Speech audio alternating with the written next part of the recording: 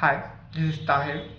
Now I'm gonna talk about the constitutionality of Section 377 of IPC.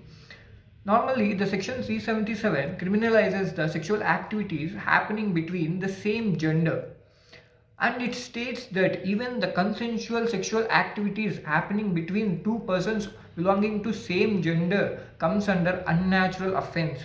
Further, it states that it is against the order of the nature. This law is from 18th century and somehow survived into 21st century.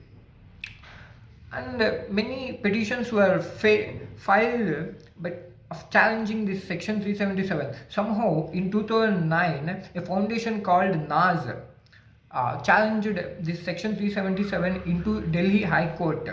By foundation states that section 377 reflects an old-fashioned understanding of purpose of sex, namely as to procreation.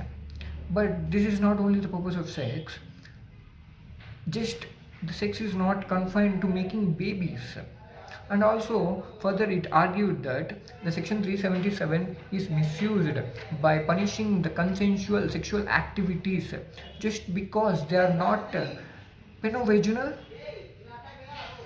And Delhi High Court somehow convinced with the arguments of this foundation and struck down this law in 2009 by stating that it is a violative of Article 21, right to privacy and personal liberty, and also it is a violative of Article 14, classifying and targeting the homosexuals is violative of Article 14, which is equal protection of laws and equality. And again, several organizations and individuals have challenged this decision of Delhi High Court. And they argued that the homosexuality, the increase in homosexuality may damage the institution of marriage, and also the right to privacy is not to make any offense out of this privacy. And somehow again they have challenged this decision of High Court into Supreme Court. In 2013, Suresh Kaushal's case, High Court said that the decision of striking down this law is cannot be made by courts. It is a matter of Parliament. And also it states that Section 377 is only criminalizes certain activities, but it's not targeting any class. Supreme Court said so. But further, again, many curative petitions were filed. Again, in 2018, the Supreme Court formed a constitutional bench of 5 judges to hear this challenge of Section 377.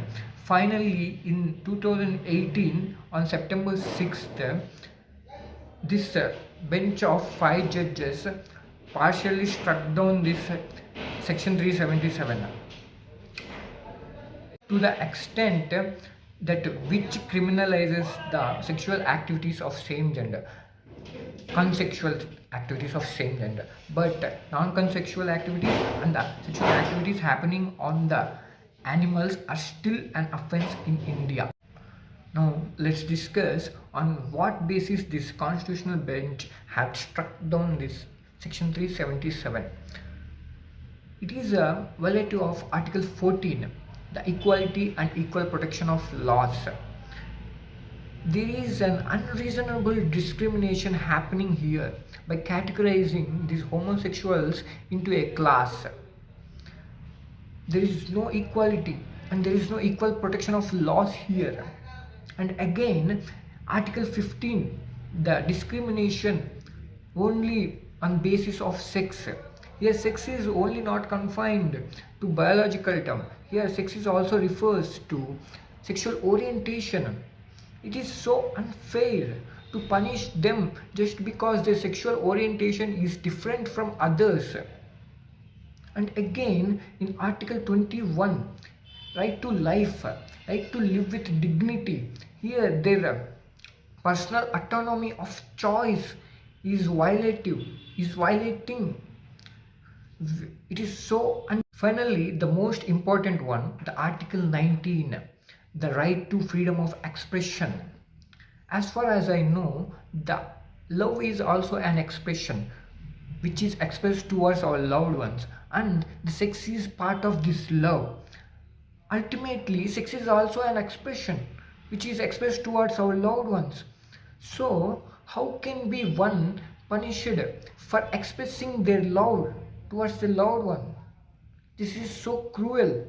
And to the people who opposes this, and to the people who are not okay with the struck down of this law, and to the people who don't want to see India so progressive, and to the people who thinks that it is the against the order of nature, they have to know that it is not against the order of nature, it is the nature.